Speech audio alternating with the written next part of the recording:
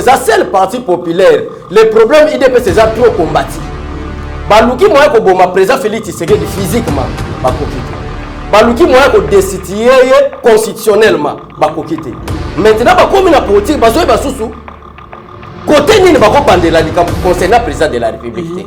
Ozona nande konanga. Maintenant to bana ko créer ba biloko moko ekozala te.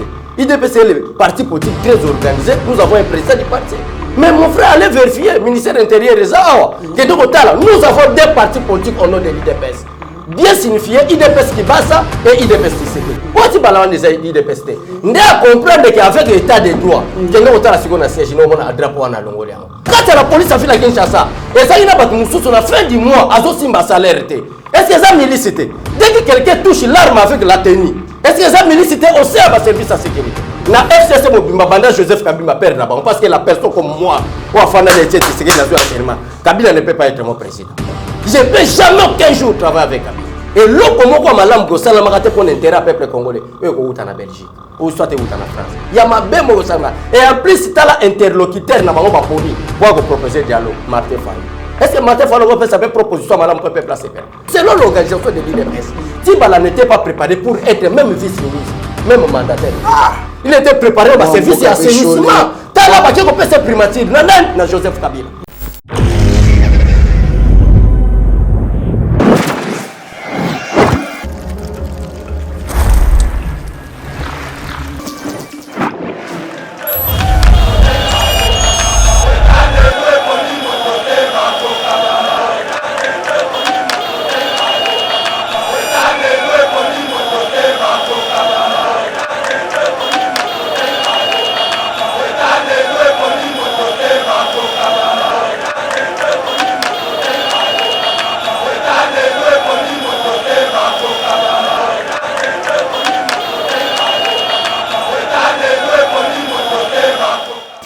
Bonjour mesdames et messieurs, bienvenue dans notre émission Éveil Patriotique, une émission où nous analysons la politique par rapport à l'actualité de notre pays. Avec Abbé Chol aujourd'hui, nous allons analyser surtout l'actualité autour de la milice qu'on reproche à l'IDPS à Kasumbalé, ça ici à Kingabwa. Nous allons aussi parler à propos du forum sur les réformes électorales Oyo, université, il y a Bruxelles et Initia qui a une bénédiction, il y a Martin Fayoulou et puis Adolphe Mouzito. Pourquoi pas ne pas parler aussi de la démarche, il y a 13 parlementaires Oyo pour na Misusu Bali, comme on dirait dans les démarches à Kosenga to kende na dialogue. Moi Mboka Abbé Chol Mbote.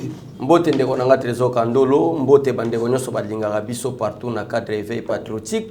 Binomo bomoni tongo etani déjà poto banda makambo éveil patriotique parce que rôle na biso ezala ko éveiller bato.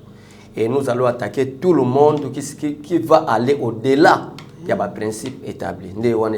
Donc, quel que soit vos rangs, vos titres, dès que OK, au-delà, dans le cadre éveil patriotique, tu as sur le missile non conventionnel. Mais dans le Mali, il faut IDPS, c'est ça parti, et ça la Mali, c'était tous les partis politiques. Il y a la République démocratique qui commence à des milices. Sauf l'IDPS. Ah bon? Je crois au moins l'IDPS depuis même avant 1982. Au moins la déclaration Etienne Tshisekedi n'est pas Salima. Nous à l'IDPS d'abord nous avons un parti qui a un règlement d'ordre intérieur. Nous avons un parti qui a un statut.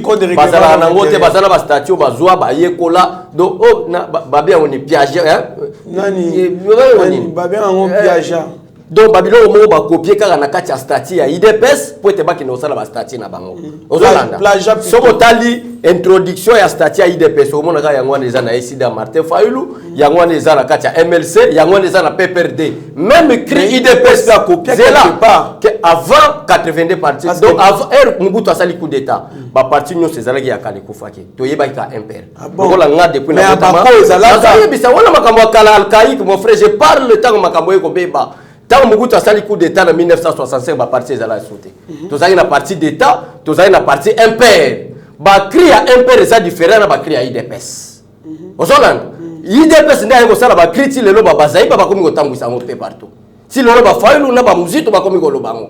Nesiko même ceux qui toquent na bango na niveau à justice ba loba. Yo Martin Fayoulou parti Fayoulou ba créer ngoka. J'ai créé en 2006. Vous voyez, mais cri on a déjà avant 2006. Biso déjà tous avez qui na créé IDPS viva. Tous avez déjà na statut. Osola tout ça qui déjà un règlement d'ordre intérieur. Na kacha 52 pages ou 13 parlementaires bakomaka makamuna biso wana nyonso déjà ezalaki. Po ete ba même na ministre intérieur a comme ça conforme na ba loi république. Voilà.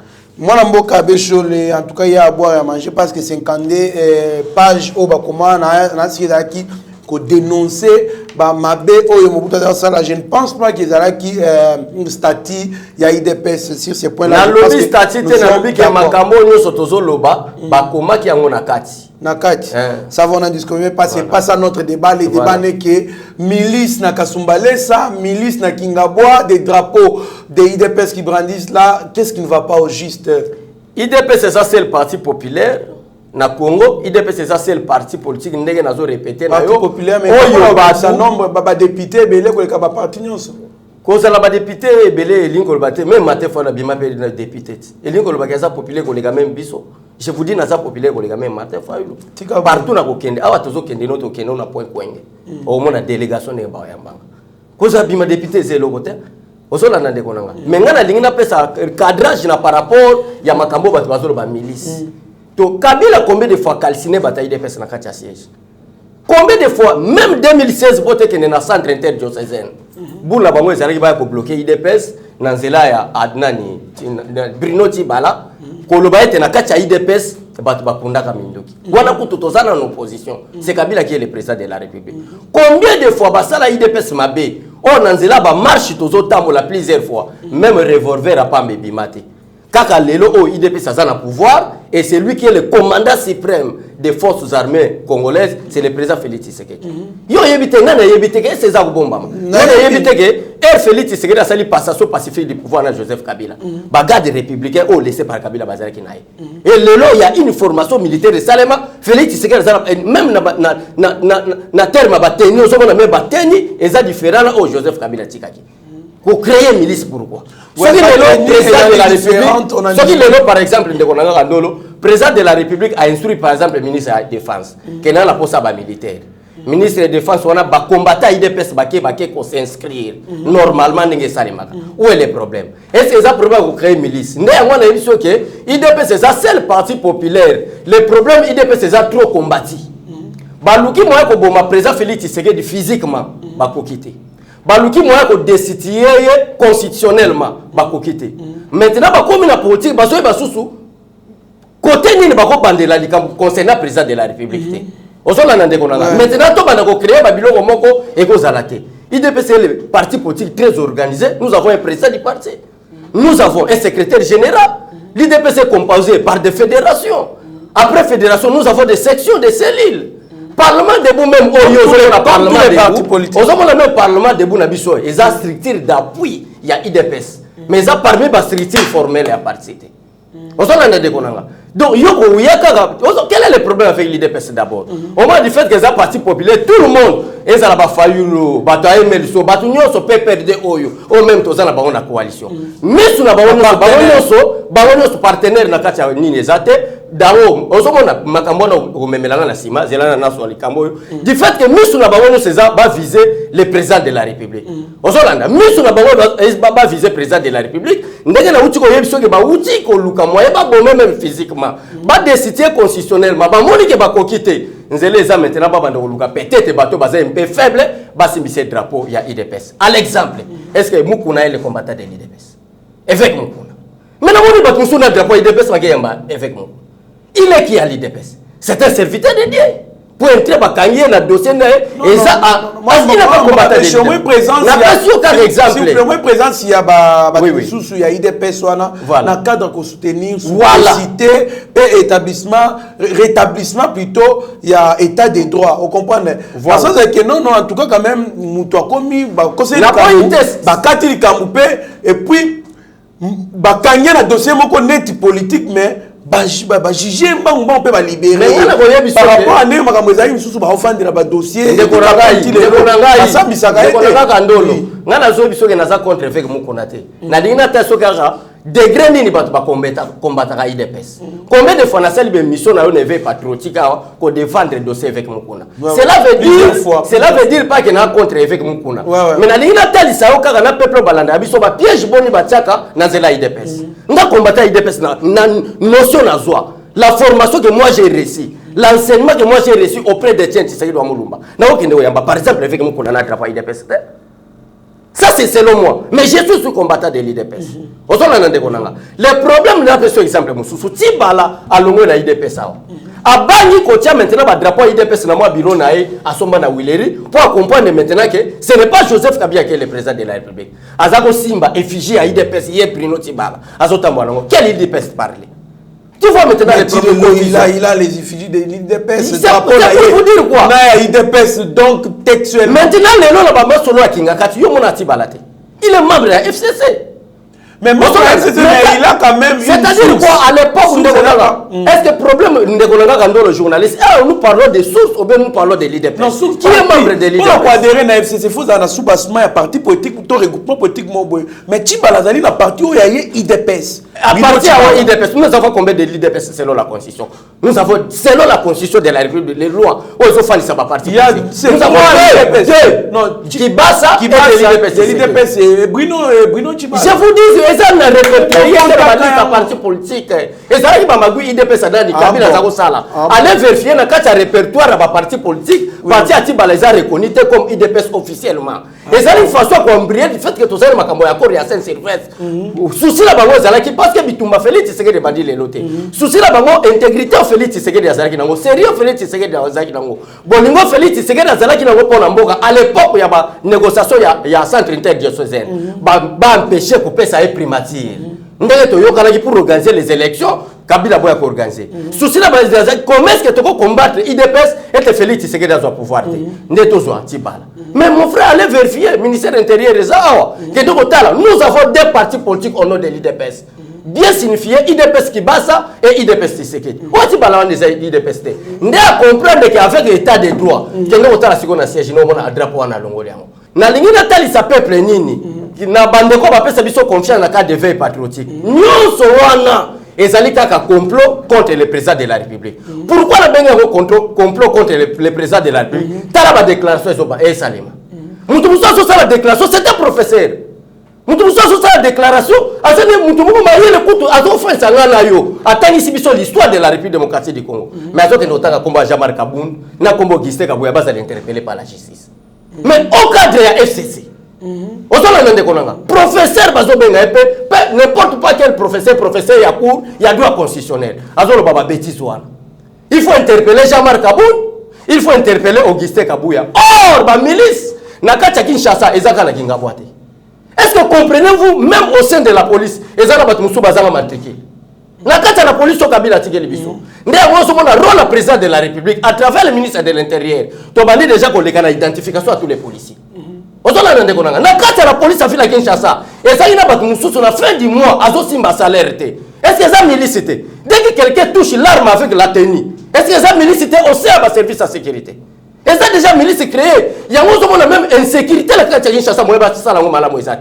Combien de familles, même dans Banzela, papa Nabiso, Léo Lembalemba, combien de familles sont là? Talaka marche autour de ça dernièrement. Pour tous les gens qui sont là. Yo monite moi la moi ça sur les gars, ma vidéo sur la police à côté de la kachanda comme téléphone. Si on a ni via policier wana, ba poursuivre au moins les gars matriculés. Jomo azali major à la CTN, vina ya vivaka na tracasserie. Est-ce que on est déjà milicité? Ce n'est plus la police. Parce que la police, son rôle est défini selon la constitution, protéger Kandolo et moi, le peuple congolais avec l'air bien. Dès que la police a comme quota, na kachandaku, on l'a sécurisé, a comme et ça milicité. Milice n'est pas seulement Kingabo. Mais t'as là ces professeurs, là, on a bien faux professeur. Bato balogoti ba maman besa mona apparemment commis Kanda. Na FCC Mobimba banda Joseph Kabila perd là-bas parce que la personne comme moi ou afana les têtes c'est que la seulement Kabila ne peut pas être mon président. Je ne peux jamais aucun jour travailler avec Kabila. Un destructeur. Kabila, moi, je l'appelle. Mais quand le professeur Boni va travailler avec Kabila, mon frère, l'intelligence, ce n'est pas l'inikin. L'intelligence, ce n'est pas l'ISC. Mais l'intelligence, c'est que nous tient dans le service à peuple. Combien de personnes, mon frère, je termine. Combien de personnes, soit disant, professeur, Bafinga Félix, c'est que mais Roger Lumba là comment changer l'élo on a la benga opportuniste hein na comment ba opportuniste parce que moi bazo luka pouvoir biso te luka pouvoir nous attaquons tout le monde qui est à gauche on vous attaque on s'en a ndekonanga tala l'élo bata FCC alors baba nous ko diaboliser il faut arrêter Jean-Marc Aboun il faut arrêter Augustin Kabouya bango nde bazo former bango sans information que mutaki ko pesa rapport wana la président de la République que na groupe Kingabwa parce que Jean-Marc Aboun habite Kingabwa. Mais le siège de l'IDPS n'est pas à Kingabwa, n'a limité 11 mairies. Mais lui-même, le président du parti, habite Kingabwa. N'est-ce pas Liboso qui est informé président de la République. Et ça, la bateau, bateau, gang, la combat IDPS, bateau, ça la crime kuna. Mais on le professeur, il y a droit constitutionnel, mais membre à FCC. Bon, on a compris, car, balobaka tel père, tel fils. Vous savez, mon azo kambayo, quand on est au Hollanda, et là, mon kamba, bata FCC, Joseph Kabila. Moi, je Bécholé, Kitsana, nous, vraiment. Kanda, Kanda. En tout cas, nous continuons avec notre émission avec Abbé Cholé. Comprenez quand même que peut-être, et c'est parce que tu es président, na makambo bongo, mais sinon, qu'on se le dise, moi, Abbé Cholé, bon, au drapeau, il y a ITPS. Na lupangu o ezaki na ba milice ezaki ko sala nini so oki ko kota de thème okoma ki sur place lobby néo lobby oki ko expliquer so en détail au juste c'était quoi si kangana nous na font la peuple congolais terme à drapeau au moins OK na société moko so na 10e ri pasala pe ba drapeau IDPS awa kana 10e ri so magic touch babengaka magic touch touch awa OK basala pe drapeau IDPS aussi mais on peut zo le kanangwa vous voulez quoi Jean-Marc Augustin Kabouya soit là na mon les canards drapeau IDPS na ko simbo ke botro za membre IDPS. Non, ce n'est pas ça. Le problème est il faut que la mutuana est-ce que ça na katia ba structure légal ya parti. Ozoland, est-ce que mutuana za na parti? Mon frère, na peuple basolanda biso, voilà la composition du parti. Nous avons un président du parti. Nous avons un secrétaire général qui gère au quotidien les partis politiques, les partis IDPS. En dehors du secrétaire général, un membre du gouvernement, c'est-à-dire le secrétaire national adjoint, nous avons des présidents fédéraux. À part des présidents fédéraux, nous avons des présidents sectionnaires. Autobénga section et enfin, le président cellulaire Autobénga cellulaire. Ça, c'est la composition légale. Il y a l'IDPS. Même Parlement debout, moi je suis président Parlement debout, 10e place au monument de Pela.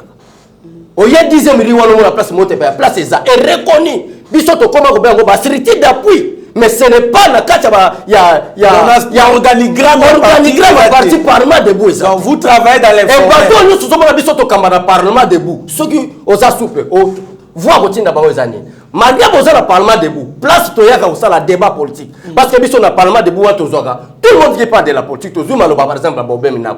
Le quand tu oso ba parole moko comédie. Il y a Martin Fallou de musique. On étudie ça au niveau Parlement debout pour donner aussi notre position. Vous voyez. Donc comment on peut structure d'appui, il y a 4 IDPS. Mais dans 4 structuration, il y a parti. Et ça l'a raté. Aux autres, maintenant, biso ba président Parlement debout, to tinda ka bato nyoso, bazar na 4 Parlement debout ni. Kende na cellule. Kende na cellule, tant comme na cellule, ba on peut son carte na. Ça c'est carte du membre, mais je suis combattant de l'IDPS. Je ne peux pas présenter cette carte en tant que président Parlement debout. Mais je présente ça en tant que membre d'une cellule de base. Au président sectionnaire nanga ayebi, au président cellule fédéral nanga ayebi, au secrétaire général nanga Kabouya ayebi que nous avons un combattant de l'IDPS qui habite limité au nom de Trésor Lumba. Ce n'est pas au nom du Parlement debout. Et c'est que tout est clair. Au moins les gens battu musu ba yaye IDPST. Ayebi la IDPST. Moi je suis batebele ba yebi nga partout à cause du Parlement debout. Maintenant quand tu as réunion au Parlement debout, je suis membre effectif de l'IDPS. J'ai ma carte. Yamoyo, signé par Jean-Marc Kaboun à l'époque où il était secrétaire général. Et quand tu es à la renouvelable, depuis la soirée on a renouvelé, on a la même pour la rotale sabat. Ce qui m'a fait que là, sur la carte, ce n'est pas le Parlement debout. Parce que je suis membre effectif de l'IDPS, premièrement. Alors, du fait que nous avons besoin de Konanga Kandolo, que l'IDPS est un parti pour combattre. Parce que la majorité va Congolais, c'est rien. Talaga Kabila qui a pouvoir pendant 18 ans. Majorité va professeur. Oui, mais il y a une classification à l'université. Même Inikin va classer parmi les meilleures universités en Afrique. Non, il n'est pas dans la professeur. Il faut passer dans la compétition, c'est-à-dire il faut la publication, il y a un chef de travaux, un professeur. Mais on parle que non, il faut mettre à jour d'informations, il y a université. Mais c'est ça. Mais c'est ça qui. Ça n'a rien à voir avec mon frère, tant que professeur va publier mise à jour, c'est quoi? Mise à jour, c'est congolaise. Mise à jour. Voilà. Non, les administratifs. Ce n'est pas un problème. Et combien de professeurs ont publié? On se voit le professeur depuis qui est étudiant dans la deuxième gradia. Papier duplicateur, ils appellent comme jaune. Quand on court soit la première gradia, on a la continuité. Revenons. Pour expliquer au peuple congolais. L'attaque nous supposons ça contre le pouvoir en place. La force du président Félix Tshisekedi, ce n'est pas l'arme. Et puis, nous sommes combattants de l'IDPS. Tu comprenez, la mort n'est rien. Donc, bateau nous sommes la compromise à la membre FCC. Crois qu'un jour, pour renverser peut-être l'institution en place. Bonsoir rêver. Parce qu'un jour, on a Congo, ingouvernable, petit jour, ça, je vous dis la vérité. Talaga erreur, bameka kosala oya vieux betamaka. Omone makamuto salaka. E bandaka na 10e rie. Ti eke kambujima, eke Lubumbashi, eke Bakongo na salaka. Maintenant, osez que bon mais la président Félix Tshisekedi Mabe. Ne crainte wana zobanga. Parce que la donc si Mamindu qui te Kabila to benga ne mundu. Kabila la bic, il y a 100 francs na papier duplicateur. Rapport quand le peuple congolais cédé pouvoir. Et rebelle, parce que Kabila est rebelle. Kabila n'est pas un démocrate. A vu pouvoir on avait l'élection. A vu pouvoir on a coup d'état. Il faut que Laurent Désiré Kabila Koufa pour que Joseph Kabila comme président de la République. Et tant que Joseph Kabila a remplacé Laurent Désiré Kabila en tant que premier président de la République, sur quel texte, sur quelle base un chef d'état-major, il y a force terrestre, il y avait un chef d'état-major là. Non, sur quelle base en tant que fils biologique. Non, ça c'est un parcelle à Laurent Désiré Kabila. Pour que ceux qui l'aura désiré Kabila Koufi, Joseph Kabila est un fils biologique. Ça c'est l'alternative. Mon frère, il y a des textes légaux. Si le président de la République n'est pas là, il y a le président du Sénat à l'heure actuelle qui peut faire l'intérim. Et les gens parce que Félix Tshisekedi est mon Tshisekedi, la vérité, ça c'est de la comédie. Il y a un mboka, mboka na bassesse. Sans respecter les principes. Depuis que Kabila a le pouvoir, le texte n'est pas respecté. Est-ce que vous savez que même gratuité enseignement et ça innovation président Félix Tshisekedi, c'est l'un des principes constitutionnels. Quel texte même il y a gratuité à respecter? Le texte n'est pas Kabila ça parce que à toi qui pouvoir dans la violation. À respecter quand même que PCBISO rapport il y a état de la nation chaque année. Le rapport texte n'est il y a malam ou Kanga Kabila tiko rapport à malam.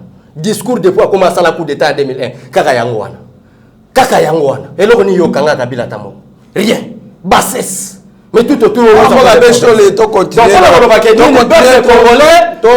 déjà en éveil. Donc, semaine prochaine, pour ya kwenge, bande kwa kwenge, boze la biso boya mbabiso. Au moins, qu'il y a l'équipe fait faillir dans la leadership. Calamité, nous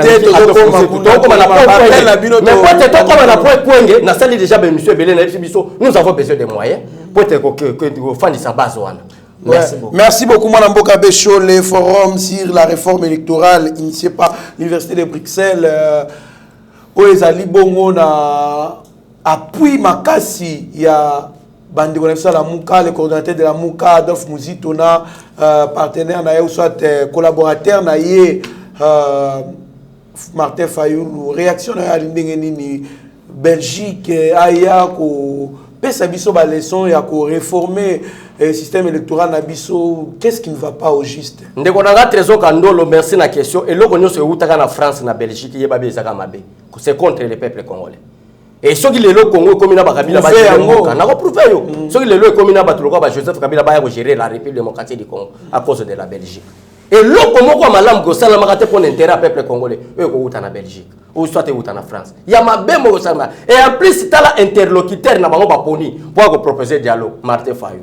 Est-ce que Martin Fayou va faire sa proposition madame pour peuple placer père?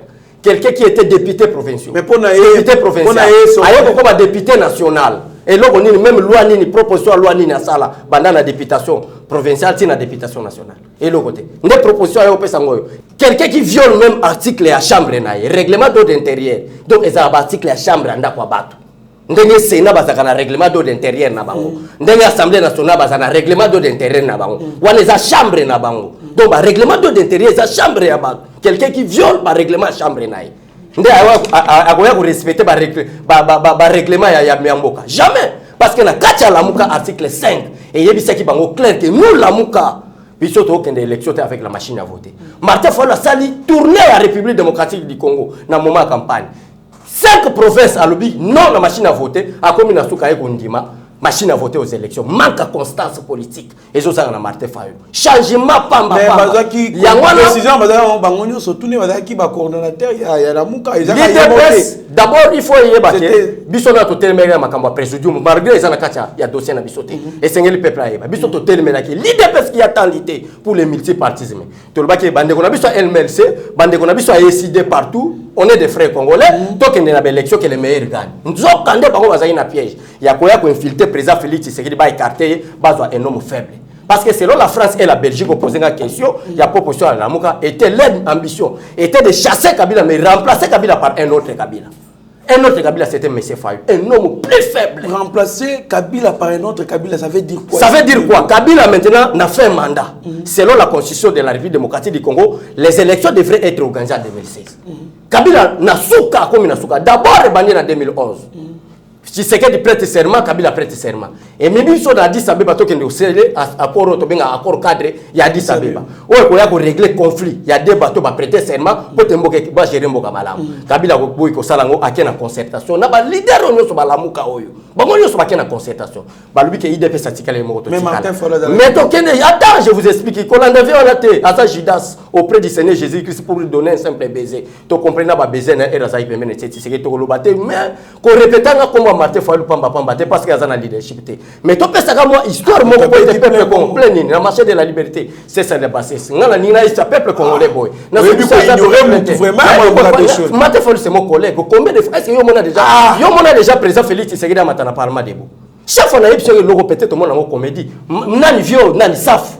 Et razota mwana Mercedes auto le baki Moïse Katumbi a sombelai. Bayana Martin Fayulu azota mwana fuka ya noir aller vérifier. Si ngane wala parlement de boza na 10e nacé. Na yebisa ki Fayulu kitana dernier ça vous êtes des infiltrés. Ceux qui sont là bien na papa na biso ba Congo Claude Mvumba. Tout là ya zala ki pembeni.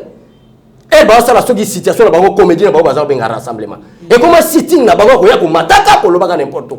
Na so yebiso makambo. Na so yebiso baza ko matana parlement debout. Allez vérifier na ba image. Au moment la matin Fayulu la matin au moment la dernière sa formata. À quoi sert bon éveil patriotique na matana ko ça mon frère tout le monde peut tromper. Na zana un peu sincère ne bato balinga. Je vous dis la vérité. Na kiti ça y est. Mais quel est le problème? Le problème na linga ta sa peuple congolais boy. Peuple congolais. Congo ya changement. Et bien maintenant on a moto mususu. Combo ya dialogue d'abord à quoi sert bon dialogue?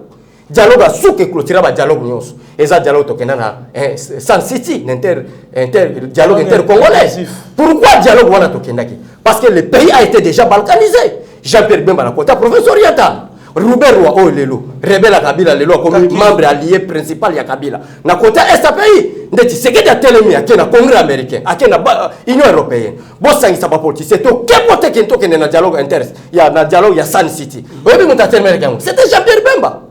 Na moma za rebelle. Donc il y a encore la cascade dans le Congo. Comment est-ce que le peuple congolais a besoin d'histoire? Le dialogue, voilà, objectif à dialogue inter, il y a Sun City, dialogue inter-congolais à Sun City, Zagini. Tout le monde a pouvoir, pas faire un coup d'état. Parce que depuis 1965 jusqu'à avant le 30 décembre 2018, Moutouyo Sazaki, président de la République, a son pouvoir dans un coup d'état. Ce qui a causé tant qu'il a le pouvoir dans l'élection par Félix Tshisekedi.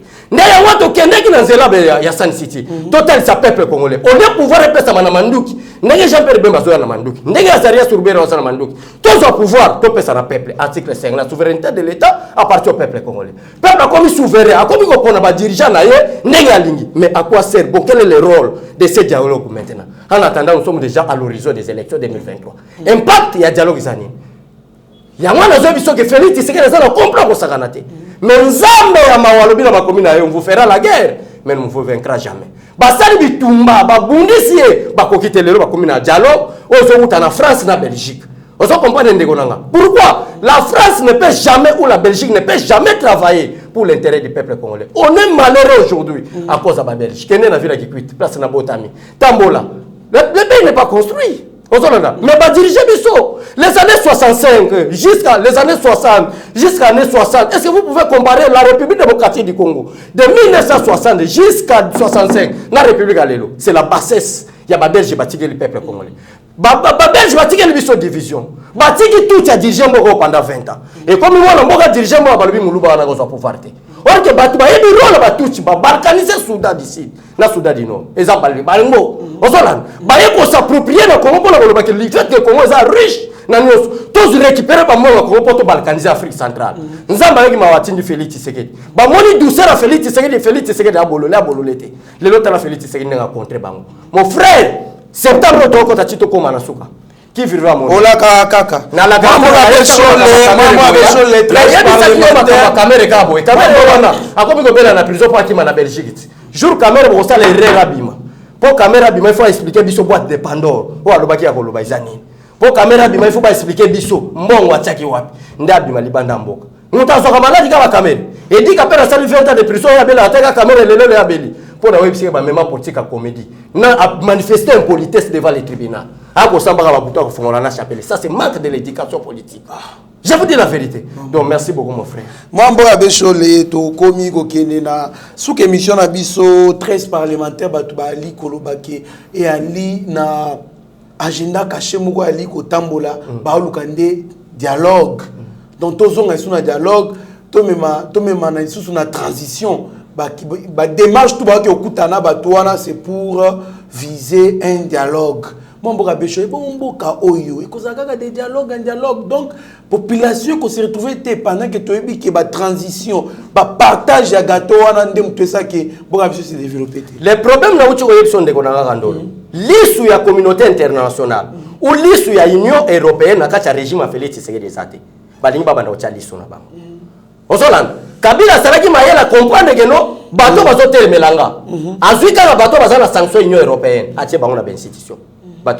Nani ba Alexis Tamboma quelqu'un qui est sous sanction mais ba ke otiana institution munene lokola sena na lingi na expliquer peuple congolais nini ndekonanga problème bazo luka dialogue ce n'est pas pour l'intérêt du peuple bazo luka dialogue ba communauté internationale l'Union européenne la Belgique la France bazo lisu na bango ba tia pembeni ya Félix Tshisekedi depuis Kamere alongwe na présidence ozomona teke makambo beleme ba document présidence zo fuité na ba réseaux sociaux te ozomona so ba photo ya président Félix Tshisekedi ba boaki yango azana douche communication est-ce que ba photo ya président na douche yo la ndaka te Lidio Manga so ba benga Lidi nani so ki Lidio mo boya INC ça qui charger so ki après ça so ki Manga yo za ko landa te muta INC ozomona ndeko nanga maintenant souci na bango ezali nini ba comprenant que Félix Tshisekedi te ça je vous dis ndeko nanga pose temps peut-être na yebité ya tout en Tshisekedi te j'ai pas de Tshisekedi wa Mulumba oyoki Tshisekedi wa Mulumba ya mona yebiso ya ta combattant IDPS a passé na université na zo yebiso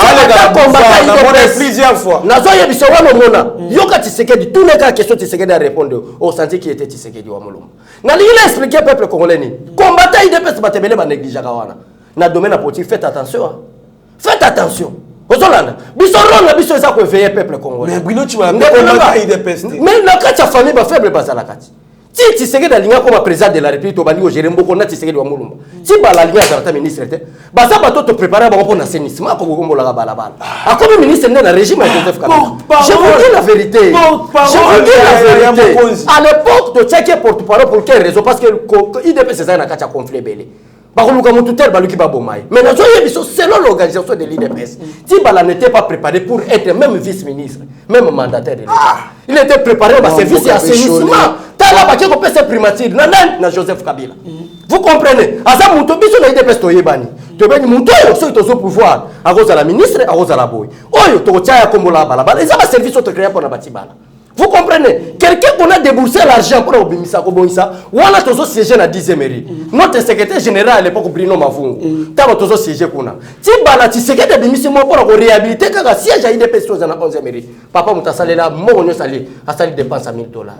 Est-ce qu'un pays qui est organisé, parce que nous des femmes pendant tout, on va foutre dans la chambre de salon à Lemba, pas commissaire premier ministre. Objectif faisant, à Otonganda comme on est dans ma campagne. C'est la raison pour laquelle Tibala ou les gens qui dans ma campagne.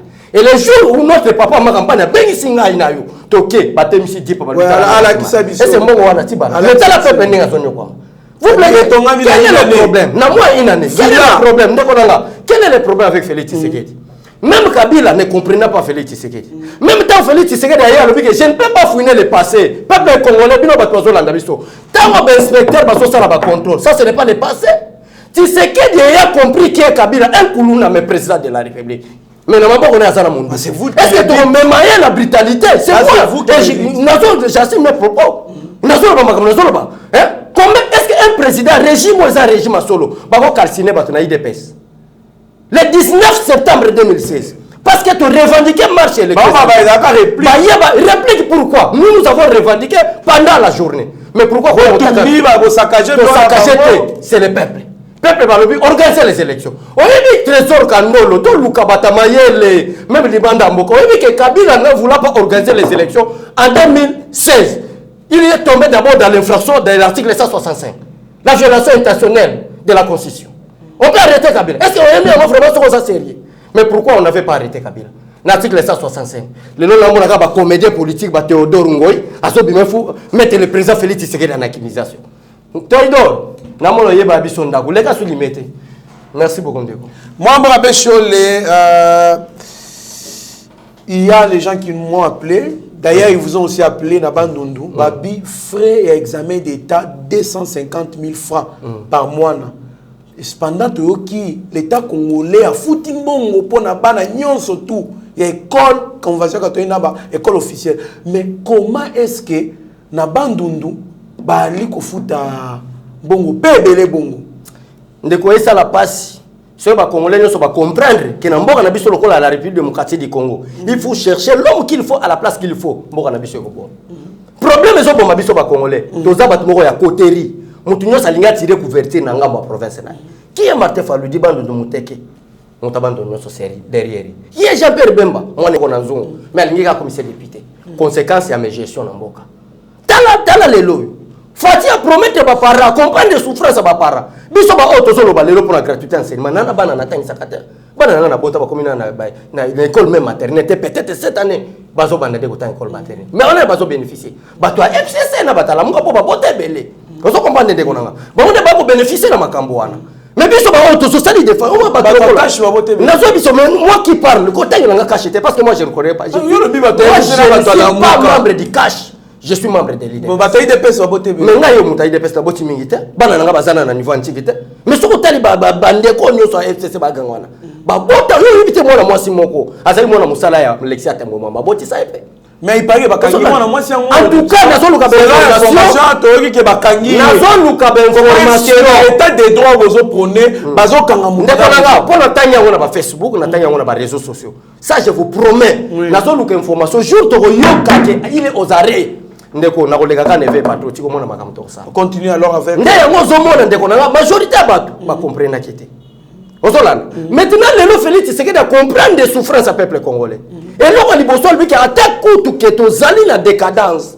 Attaque tout que to zana na bidja malamu te.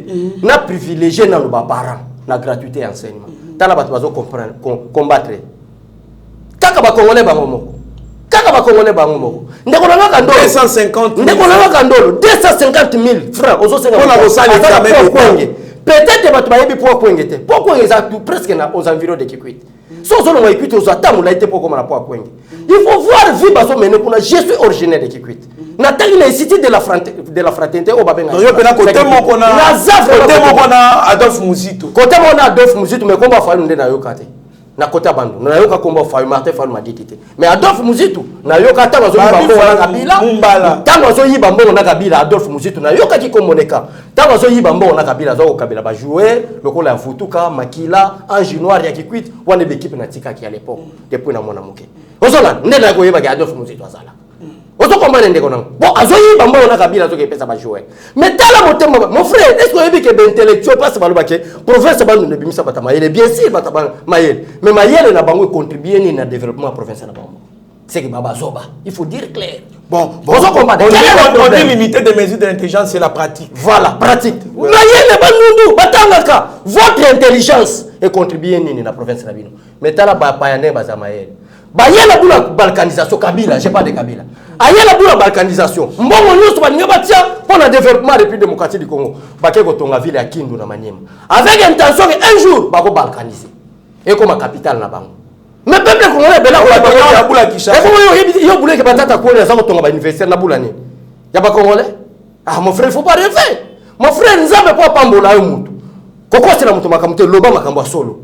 tant que ozolo makambo vérité ta mutu asane lieutenant général de l'armée ndenge babenga John Numbi quelqu'un qui n'a même pas passé à une formation militaire mais comme général n'a pas exemple à général quelqu'un qui n'a même pas passé à une formation militaire mais comme général inspection générale inspecteur général de l'armée ozo komanda ndeko nanga atomoni mutu ngo asala ba grade ndenge nini trésor kandolo ndeko nanga eza les soir pesa ote aboma yoka biso bato to banga mo ensemble ba te ya biso boy banga mutu azo boma nanzo to na moyo makama 250 000 francs peuple congolais IDPS bon se faire justice c'était mais nazo pesa bino procédure boko futa monta oza légal monta oyo ba konzia enseignement primaire ba pesi ko te bana basa la dissertation bo futa yango lobi na tongo tozo kutana kandolo nazo ke inspection générale ya enseignement ba pesa la modalité ya ba monta esengeli bana ba pesa na kozwa mona talisa bino problème te donc bo futa ba mbongo eza légal mais oza illégal soki bofuti yango bino mpe bokoti na pratique ya bato bazodétruire mbongo mokonzi ya mboka eza bato bali kosabote gratuité de l'enseignement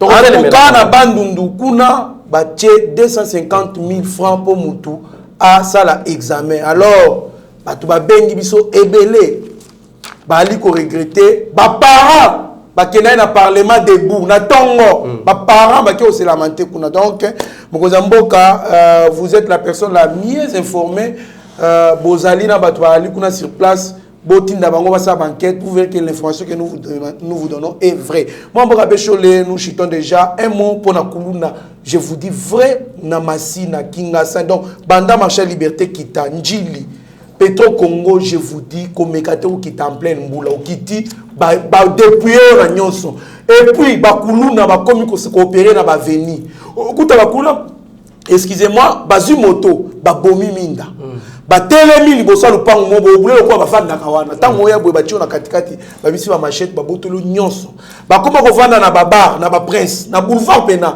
bafandi ba le mouvement mutuzo so bimi au kotika avenue ba démarrer moto ba ke ba sele liboso okoyi na place où isolé ba boto moi mboka bechole eloko nini olobana numéro 1 à la police ya Tchangu et puis ya Kinshasa bima presque kuluna etike sikati. Merci beaucoup Trésor Kandolo. Wana komi maloba nga suka na komi oshite je. Ouais maloba no asuka. Avant ça la déclaration wana bobo sanateke semaine prochaine d'ici samedi prochain nazo za na po akwenge. To betango vraiment aller retour na Kandolo to luka cameraman moko bobo mona nde to kita na bazo wana. Yo inspecteur rozo senga batu 250 000 francs wana. Na ko kita to kuta no fara. Okoye bana mwa ba policier no tsaka wana bobo mabiso siko na bazo wana. Donc bo préparer à ya bieto zo ya wana. Mais Trésor Kandolo na maloba nga suka. Kuluna. Quelle différence d'abord on peut faire entre un Kuluna et un milice? Parce qu'on vient de parler de milice de l'IDPS. Différence ni entre Kuluna et milice. Bazelika drapeau IDPS ya wana pour ba milice. Du fait que drapeau IDPS za wana te ou comme ne Kuluna. Même pratique ne la kingabo. Même pratique au social partout. Mais pour nous comploter contre le président de la République. Tu as drapeau IDPS. Ba IDPS ba komi ko sima mandoki. Or que c'est lui qui a instruit même Kasongo. Akende kotala makambwana, c'est lui-même le président de la République.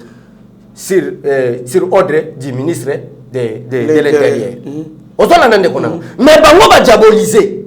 Balobi ke Kankonde ayebi yango, Kabunda ayebi yango, Kabuya ayebi yango sous la bénédiction du président de la République. C'est de la comédie. So ça la politique a motema mabe même santé a pamba ozwa ngote. Na boy natanga ba komba bato bazana ben institution santé zate po na motema beto boy to. Mais quel est le problème? Il y a moi la poser une question. Différence nini bato ya mayele batangaka entre cette pratique kuluna et ces milices. Bandeko, mon général Sylvano Kasongo. Tozo mona ba sous-set ezebele. Tozo mona ba pratique musu ba policier bazo côté la batonanda. Qu'est-ce qui prouve que bato ba na machine au tatinel te côté rola ba sous-set ezani. C'est maintenant peuple bo banda ko revendiquer devant ba bureau ba district. Ngande mutu na tini bino ko revendiquer. Et ça va droit na bino la police est là. Donc police au moni teni ata mutonga za général na teni aza la militaire aza wana coach musala pour protéger yo na biloko na yo ceux qui peuple aye bakate aza wana pour ko boma yo te donc bo bana osala ba revendication na ba bureau ba district ceux qui ba bomi mutu bozu mutu wana olebo luka ba politicien ba ko pesa bino ba 100 ba 200 ba polo ko lela lokuta bo kena ba service à sécurité bo yebisa bango ke rôle na bino bozo pratiquer yango te tozo kufa butu pe moyi ne président de la République awoyo kango. Merci beaucoup. Merci beaucoup mon mboka Abbé Chole Halaki et c'est opona ko yamba bino merci mingi na ba nyonso bali ko yamba kolanda biso plutôt na Congo mobimba libana ya mboka. Nous disons merci vraiment à notre grand frère Stéphane Kankou aux États-Unis, Christian Kasembele, Peter Kalonji Kadima, mon ami d'enfance, et sa charmante femme Marie Kadima, pourquoi pas à tous ces mondes-là au Bali Kolanda Biso. Moi, Abbé Chole, dans la caméra, il y a Steve Konde Bongo Bamalobano Yasuka.